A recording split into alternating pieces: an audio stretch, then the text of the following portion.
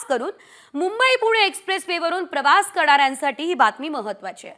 बरं असं का? कारण मुंबई पुणे एक्सप्रेसवेवरून प्रवास करणाऱ्या वाहनधारकांना 1 एप्रिल पासून टोलच्या दरवाढीचा भुर्दंड सहन करावा लागणार आहे आणि या महामार्गावर टोलच्या रकमेत 3% वाढ करण्याचा निर्णय सरकारने घेतलेला आहे। तर 1 एप्रिल पासूनच फास्टॅग नसल्यास वाहनधारकांना दुप्पट टोल भरावा लागणार आहे। आपण एकंदरीत पाहतोय टोलच्या रकमेमध्ये कॉमस्कोर नुसार आता isakal.com आहे देशातील नंबर 1 ची मराठी न्यूज वेबसाईट। प्रत्येक अपडेटसाठी isakal.com ला नक्की भेट द्या।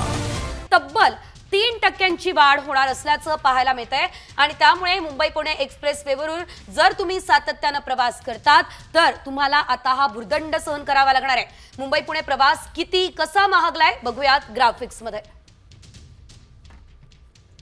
1 एप्रिल पासून टोलच्या रकमेमध्ये 3% वाढ होते।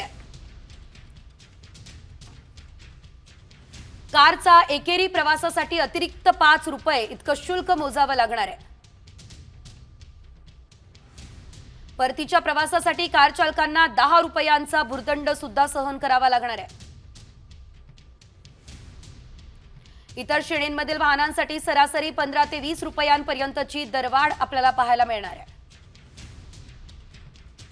1 एप्रिल पासून फास्टॅग नसल्यास दुप्पट टोल सुद्धा भरावा लागणार आहे।